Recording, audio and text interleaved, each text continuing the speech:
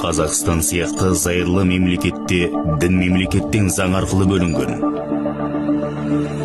Сіз кез келген дінді сеніп құлшылық ете аласыз. Алайда сіз діни негіздегі экстремизм мен терроризм туралы естіген боларсыз. Бірақ бұған діннің қандай қатысы бар? Көбіне экстремизм мен терроризм үшін деструктивті діни ағымдар қалқан болады. Олардың ислам мен христиандық сияқты дәстүрлі діндерге ешқандай қатысы жоқ. Деструктивті діни ағымдардың ерекшелігі діни деген қалқанның астында дінге қатысы жоқ пиғыл жасырылған. Осындай жалған діншіл ұйымдардың негізгі мақсаттары мынандай: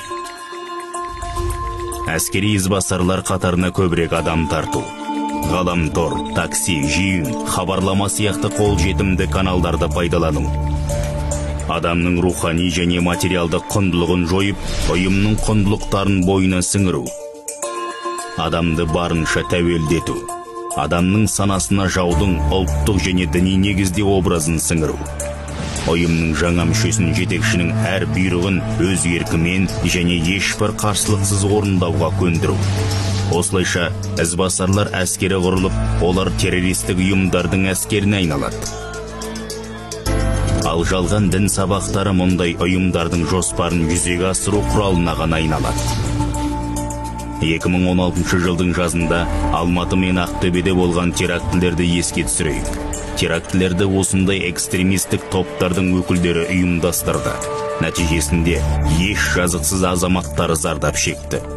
Қазақстан экстремизм ошақтарымен қоршалған. Сондықтан азаматтар осындай арам пиғылды ұйымның қалай пайда болғанын біліп, уысына түспеудің амалын жасау керек. Әсіресе үгітшілердің негізгі мақсатты аудиториясы саналатын 14 жастан 25 жасқа дейінгі жастар абай болуы тиіс. Экстремизмнің құрбанына айналып, жақындарың мен өз өміріңді қатерге тікпес үшін мына нәрселерді есте сақтау қажет.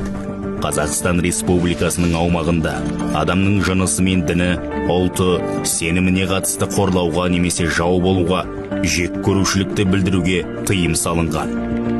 Қазақстан Республикасының шекарасында экстремистік деп танылған материалдарды бақ, ғаламтор порталдарында, көшеде немесе өзге де ғимараттарда таратуға, насихаттауға тыйым салынған. Мемлекеттің өміршеңдігі мен қызметіне зардап тигізетін әрекеттерді насихаттау және орындауға шақыруға тыйым салынған.